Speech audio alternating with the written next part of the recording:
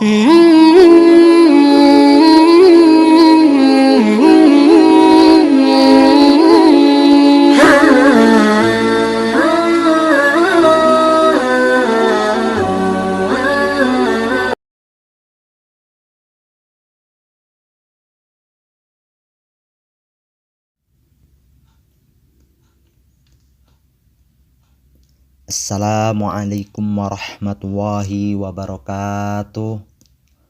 A'udzubillahi minasyaitonirrajim. Bismillahirrahmanirrahim. Alhamdulillahirabbil alamin wa bihi nasta'in wa ala umuri dunya waddin. Wassalatu wassalamu ala asyrafil anbiya'i wal mursalin wa ala alihi wa ashabihi ajma'in.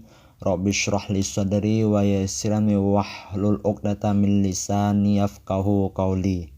Puja dan puji syukur kita atas kehadiran Allah Subhanahu wa taala, yang mana karena beliaulah yang telah memberikan kita nikmat iman dan nikmat Islam, yang mana nikmat di sini juga tidak dapat dihitung dengan jari. Salah satunya nikmat yang sangat betul-betul Allah anugerahkan kepada kita semua, yaitu nikmat kesehatan badan jasmani maupun rohani, sehingga kita masih dapat melakukan aktivitas yang diridhoi oleh Allah Subhanahu wa taala. Amin amin ya rabbal alamin. Kemudian salawat dan salam tidak pernah lupa untuk selalu kita hadiahkan kepada baginda kita, junjungan alam kita, baginda kita Nabi besar Muhammad sallallahu alaihi wasallam, dengan sama-sama kita melafazkan Allahumma sholli ala sayyidina Muhammad wa ala ali sayyidina Muhammad.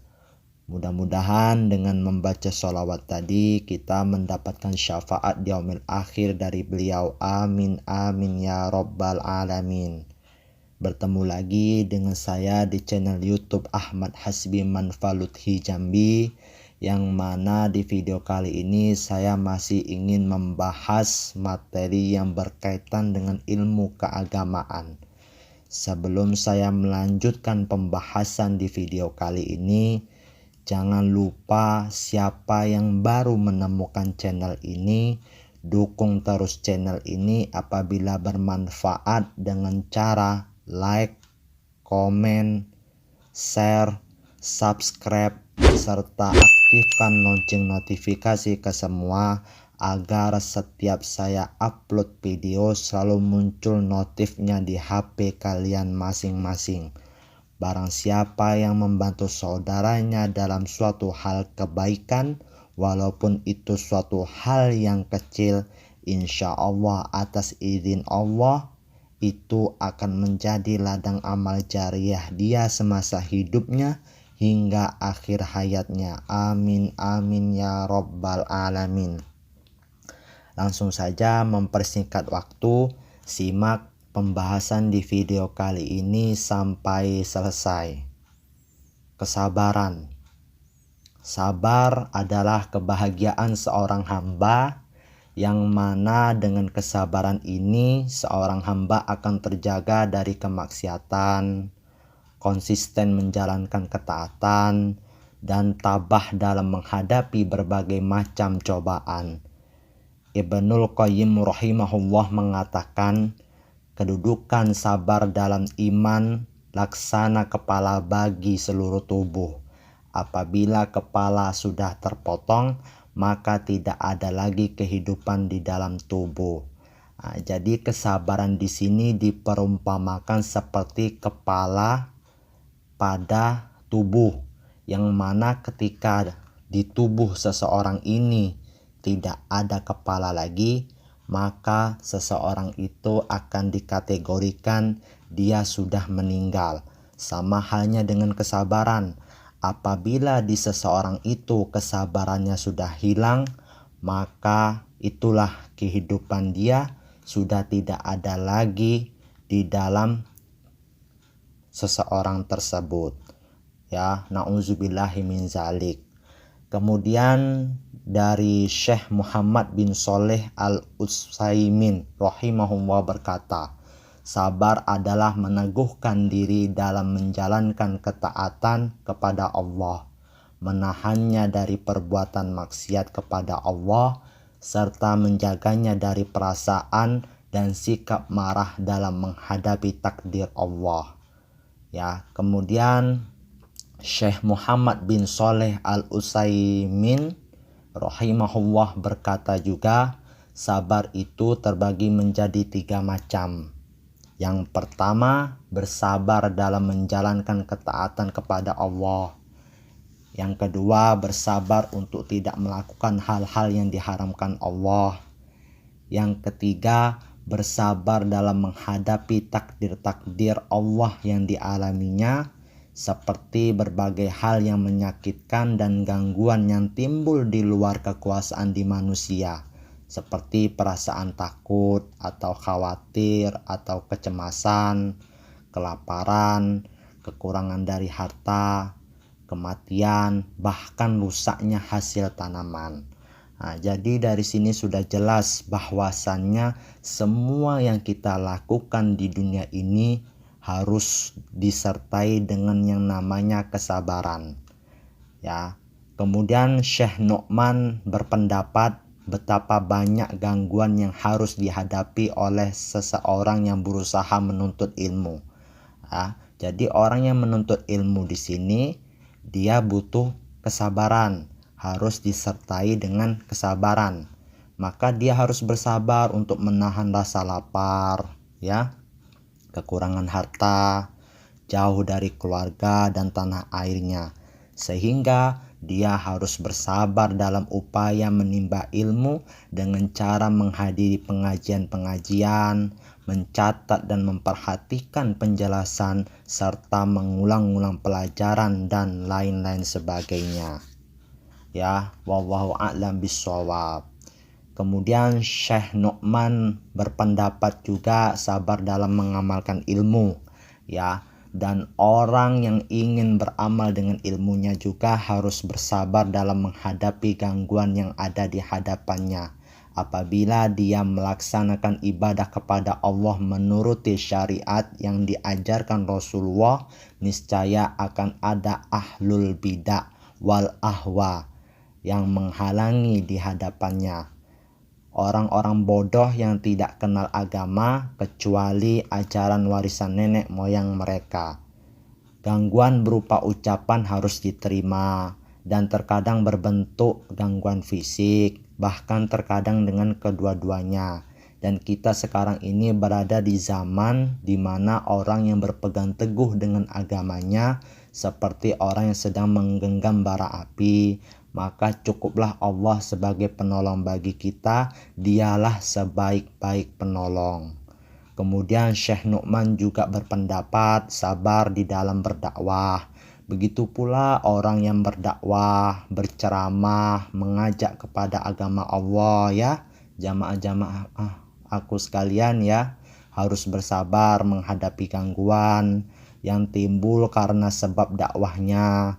Karena di saat itu dia tengah menempati posisi sebagaimana para rasul. Waraqah bin Naufal mengatakan kepada Nabi kita Shallallahu Alaihi Wasallam, tidaklah ada seorang pun yang datang dengan membawa ajaran sebagaimana yang kamu bawa, melainkan pasti akan disakiti orang. Sehingga jika dia mengajak kepada tauhid, didapatinya para dai pengajak kesyirikan tegak di hadapannya. Begitu pula para pengikut dan orang-orang yang mengenyangkan perut mereka dengan cara itu. Sedangkan apabila dia mengajak kepada ajaran as-sunnah, maka akan ditemuinya para pembela bid'ah dan hawa nafsu. Begitu pula jika dia memerangi kemaksiatan dan berbagai kemungkaran, niscaya akan ditemuinya para pemuja syahwat, kefasikan dan dosa besar, serta orang-orang yang turut bergabung dengan kelompok mereka. Mereka semua akan berusaha menghalangi dakwahnya karena dia telah menghalangi mereka dari kesyirikan, bid'ah dan kemaksiatan yang selama ini mereka tekuni. ya. Sebagaimana firman Allah di dalam Al-Qur'an surah Al-Baqarah ayat 153 yang bunyinya Bismillahirrahmanirrahim. Ya ayyuhalladzina amanu sta'inu bis-sabri was-shalah innallaha ma'as-sabirin. Yang artinya, wahai sekalian orang-orang yang beriman, kata Allah, mintalah pertolongan atau untuk menghadapi susah payah dalam menyempurnakan sesuatu perintah Tuhan dengan bersabar dan dengan mengerjakan sholat. Karena sesungguhnya Allah menyertai orang-orang yang sabar. Jadi dari sini sudah jelas ya, kalau kita ingin bersabar, maka kita harus meminta pertolongan kepada Allah, yaitu tadi dengan sabar dan sholat. Karena sesungguhnya sebaik-baik penolong hanyalah Allah Subhanahu wa Ta'ala. Kemudian Allah Subhanahu wa Ta'ala berfirman juga di dalam Al-Qur'an surah Al-Baqarah ayat 155 dan 156 yang artinya, demi sesungguhnya kami akan menguji kamu dengan sedikit perasaan takut atau kepada musuh dan dengan merasai kelaparan dan dengan berlakunya kekurangan dari harta benda dan jiwa serta hasil tanaman, dan berilah kabar gembira kepada orang-orang yang sabar. Jadi dari sini sudah jelas, karena semakin kita bersabar, disitulah Allah Subhanahu wa Ta'ala menguji kita ya, melewati perantara kesabaran, yang mana kesabaran kita di sini tadi sabar dalam bekerja, sabar di dalam menuntut ilmu, sabar di dalam beribadah kepada Allah, sabar di dalam menggapai ridho Allah Subhanahu wa Ta'ala, dan lain sebagainya. Wallahu a'lam bishawab. Kemudian Syekh Muhammad bin Shalih Al-Utsaimin rahimahullah berpendapat, Allah Subhanahu wa Ta'ala berfirman kepada nabinya di dalam Quran surah Al-An'am ayat 34 yang artinya, dan sungguh telah didustakan para rasul sebelummu, maka mereka pun bersabar menghadapi pendustaan terhadap mereka, dan mereka juga disakiti sampai tibalah pertolongan kami. Semakin besar gangguan yang diterima, niscaya semakin dekat pula datangnya kemenangan. Dan bukanlah pertolongan atau kemenangan itu terbatas hanya pada saat seseorang da'i masih hidup saja, sehingga dia masih bisa menyaksikan buah dakwahnya terwujud. Akan tetapi yang dimaksud pertolongan di sini ialah terkadang muncul di saat sesudah kematiannya, yaitu ketika Allah menundukkan hati-hati umat manusia sehingga menerima dakwahnya serta berpegang teguh dengannya. Sesungguhnya hal ini termasuk pertolongan yang didapatkan oleh da'i ini meskipun dia sudah meninggal. Maka wajib bagi para da'i, para penceramah ya, untuk bersabar dalam melancarkan dakwahnya dan tetap konsisten dalam menjalankannya. Hendaknya dia bersabar dalam menjalani agama Allah yang sedang didakwahkannya, dan juga hendaknya dia bersabar dalam menghadapi rintangan dan gangguan yang menghalangi dakwahnya. Lihatlah para Rasul Sallallahu Alaihi Wasallam, mereka juga disakiti dengan ucapan dan perbuatan sekaligus. Allah Ta'ala berfirman yang artinya di dalam Al-Quran surah Az-Zariyat ya, ayat 52 yang bunyinya, demikianlah tidaklah ada seorang rasul pun yang datang sebelum mereka, melainkan mereka atau kaumnya mengatakan dia adalah tukang sihir atau orang gila. Begitu juga Allah Azza wa Jalla berfirman di dalam Quran surah Al-Furqan ayat 31 yang artinya, dan demikianlah kami menjadikan bagi setiap nabi ada musuh yang berasal dari kalangan orang-orang pendosa. Namun hendaknya para da'i tabah dan bersabar dalam menghadapi itu semua. Kemudian Syekh Zaid bin Muhammad bin Hadi al-Madkhali berpendapat bersabar juga menjauhi dari yang namanya kemaksiatan, ya. Bersabar menahan diri dari kemaksiatan kepada Allah, sehingga dia berusaha menjauhi kemaksiatan karena bahaya dunia, alam kubur, dan akhirat siap menimpanya apabila dia melakukannya. Dan tidaklah umat-umat terdahulu binasa kecuali karena disebabkan kemaksiatan mereka, sebagaimana hal itu dikabarkan oleh Allah Azza wa Jalla di dalam muhkam Al-Quran.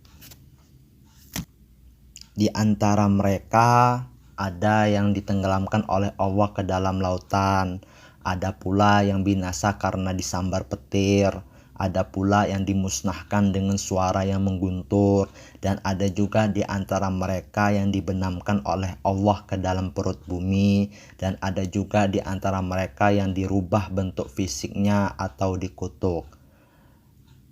Ya, pentahkik kitab tersebut memberikan catatan Syekh memberikan isyarat terhadap sebuah ayat. Maka di dalam Quran surah Al-Ankabut ayat 40 yang artinya, maka masing-masing mereka itu kami siksa disebabkan dosanya. Maka di antara mereka ada yang kami timpakan kepadanya hujan batu kerikil, dan di antara mereka ada yang ditimpa suara keras yang mengguntur, dan di antara mereka ada yang kami benamkan ke dalam bumi, dan di antara mereka ada yang kami tenggelamkan. Dan Allah sekali-kali tidak hendak menganiaya mereka, akan tetapi merekalah yang menganiaya diri mereka sendiri. Dari ayat ini udah jelas bahwasannya Allah Subhanahu wa Ta'ala itu tidak akan pernah menyengsarakan hambanya, melainkan hambanya sendirilah yang menyengsarakan diri mereka sendiri, sehingga turunlah azab Allah Subhanahu wa Ta'ala yang sangat pedih menimpa mereka. Jadi saudara-saudaraku sekalian, ya, yang melihat atau mendengarkan video saya ini, ayo jamaah-jamaahku sekalian, saudara-saudaraku sekalian, mari kita kembali ke jalan yang lurus. Jangan sampai Allah Subhanahu wa Ta'ala di sini murka, hina kepada hambanya. Gimana caranya? Dengan kita mengerjakan apa yang diperintah oleh Allah Subhanahu wa Ta'ala, serta menjauhi apa yang dilarang oleh Allah Subhanahu wa Ta'ala. Bukankah itu semua terjadi hanya karena satu sebab saja? Apakah itu? Yaitu tadi, maksiat kepada Allah Subhanahu wa Ta'ala. Karena hak Allah adalah untuk ditaati, tidak boleh didurhakai. Maka kemaksiatan kepada Allah merupakan kejahatan yang sangat mungkar, yang akan menimbulkan kemurkaan, kemarahan, serta mengakibatkan turunnya siksanya yang sangat pedih. Jadi salah satu macam kesabaran adalah bersabar untuk menahan diri dari perbuatan maksiat kepada Allah, janganlah mendekatinya. Jadi dari sini sudah jelas ya bahwasannya ya kita harus menjauhi dari yang namanya perbuatan yang dilarang oleh Allah, dan kita harus mendekati apa yang diperintah oleh Allah Subhanahu wa Ta'ala. Ya, diperumpamakan seperti kayak kita ingin pergi ke tempat kerja. Kita kan kalau pergi ke tempat kerja kan berlandaskan apa yang diperintahkan, itu yang kita kerjakan. Ya, coba kalau yang diperintahkan di tempat kerja itu tadi tidak kita lakukan, sudah pasti kita kena marah sama bos kan. Ya, andaikan nih mulai kerja jam 8, berarti kita mulai berangkatnya ya dari rumah jam 7. Nah, jam 7. Jadi nyampe ke kantor atau nyampe ke tempat kerja itu jam setengah 8 sudah sampai. Nah, jadi jam 8 tuh kita sudah mulai bekerja. Ya, jangan sampai kita berangkat ke tempat kerja di sini ya, mulai kerja jam 8, tapi kita mulai berangkatnya jam setengah 8 atau jam 8. Ya otomatis kalau kita sudah nyampe ke tempat kerja ya bos kita marah. Nah, diperumpamakan seperti itu, apalagi dengan Tuhan ya, yang mana Tuhan tadi sudah menakdirkan, sudah mensepakati ini tidak boleh dilarang, ini berdosa, tapi masih kita lakukan. Nah, bagaimana mungkarnya, marahnya Allah Subhanahu wa taala ya, tidak bisa kita bayangkan. Jadi seperti itu, wallahu a'lam bishawab. Dan apabila seseorang ya sudah terlanjur terjatuh di dalamnya ya, hendaknya ya dia segera bertaubat kepada Allah dengan taubat yang sebenar-benarnya atau taubat nasuha, meminta ampunan dan menyesalinya di hadapan Allah, dan hendaknya dia mengikuti kejelekan-kejelekannya dengan berbuat kebaikan-kebaikan, sebagaimana Allah Subhanahu wa taala menegaskan di dalam firman-Nya Quran surah Hud ayat 114 yang artinya kebaikan-kebaikan akan menghapuskan kejelekan-kejelekan ya, sebagaimana disabdakan oleh Nabi Muhammad Shallallahu Alaihi Wasallam, dan ikutilah kejelekan dengan kebaikan, niscaya kebaikan itu akan menghapuskannya. Hadis rawahu Ahmad, dihasankan Al-Albani dalam Miskatul Mashabi. Nah, jadi dari sini sudah jelas bahwasannya kebaikan-kebaikan akan dihapuskan dengan kita mengikuti kejelekan-kejelekan gitu. Nah ya, maaf sebelumnya, kebaikan-kebaikan akan menghapuskan kejelekan-kejelekan. Nah jadi seperti itu ya, kalau kita mengikuti jejak-jejak kebaikan maka kejelekan-kejelekan kita akan terhapus. Tapi sebaliknya, kalau kita mengikuti jejak-jejak kejelekan-kejelekan maka kebaikan-kebaikan kita akan terhapus. Na'udzubillahi min zalik. Kemudian Syekh Zaid bin Muhammad bin Hadi Al-Madkhali berpendapat ya, sabar menerima takdir. Macam ketiga dari macam-macam kesabaran adalah bersabar dalam menghadapi takdir dan keputusan Allah serta hukumnya yang terjadi pada hamba-hambanya. Karena tidak ada satu gerakan pun di alam ini, begitu pula tidak ada suatu kejadian atau urusan, melainkan Allah lah yang mentakdirkannya. Maka bersabar itu harus bersabar menghadapi berbagai musibah yang menimpa diri, baik yang terkait dengan nyawa, anak, harta, dan lain sebagainya, yang merupakan takdir yang berjalan menurut ketentuan Allah di alam semesta. Jadi dari sini sudah jelas bahwasannya suatu gerakan, suatu kejadian yang ada di dunia ini itu semuanya sudah Allah Subhanahu wa taala gariskan. Ya, misalkan saya perumpamakan seperti kayak orang yang mana orang ini sudah umur sekian dia bakal dikasih sakit, yang mana orang umur sekian dia bakal dikasih sakit ini, yang mana orang umur sekian dia sudah meninggal, yang mana orang umur sekian dia jatuh miskin, ya susah. Itu semuanya sudah digarisi oleh Allah Subhanahu wa taala. Ya. Jadi gimana caranya kita menghadapi? Yaitu tadi kuncinya disertai dengan kesabaran dan sholat. Karena sebaik-baiknya pertolongan Allah Subhanahu wa taala itu ada di dalam letak kesabaran dan sholat. Ya ayyuhalladzina amanusta'inu bisobri wassalah. Itu udah jelas ya, mintalah pertolongan kepada Allah dengan sabar dan sholat. Innallaha ma'as-sabirin.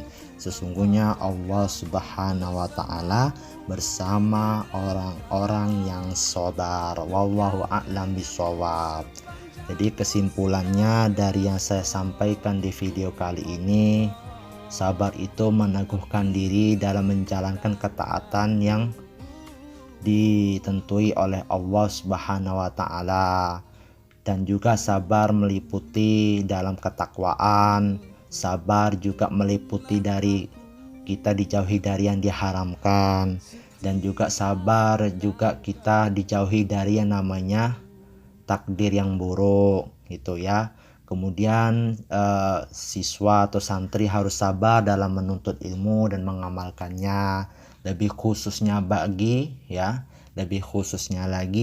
bagi seorang dai penceramah harus sabar dalam menyampaikan dakwahnya. Seperti kayak saya sekarang ini ya. Jadi saya ini menyampaikan dakwah kepada saudara-saudaraku sekalian yang mendengarkan video ini, ya pasti butuh yang namanya kesabaran. Kalau tidak ada kesabaran, ya kemungkinan saya nggak bakal bisa menyampaikan dakwah ini. Ya kan semuanya butuh proses ya, bukan banyak protes. Mungkin hanya itu yang dapat saya sampaikan. Lebih kurangnya saya mohon maaf. Apabila ada kata-kata saya yang salah, itu datangnya dari diri saya sendiri. Dan apabila ada kata-kata saya yang benar, itu datangnya dari Allah Subhanahu wa ta'ala. Syukran ala ihtimamikum fastabiqul khairat, ihdinas siratal mustaqim, atlubul afwan minkum, astaghfikum. Wassalamualaikum warahmatullahi ta'ala wabarakatuh. Jangan jauh dariku, ku tambah cahayamu bersama. Allah, ya Allah, tuntunku untuk tiba di jannahmu. Ya Allah, ya Allah, jangan jauh dariku, ku tambah cahayamu bersamamu. Ku ingin dekat denganmu sepanjang usia. Ya Allah, oh Allah, dampingilah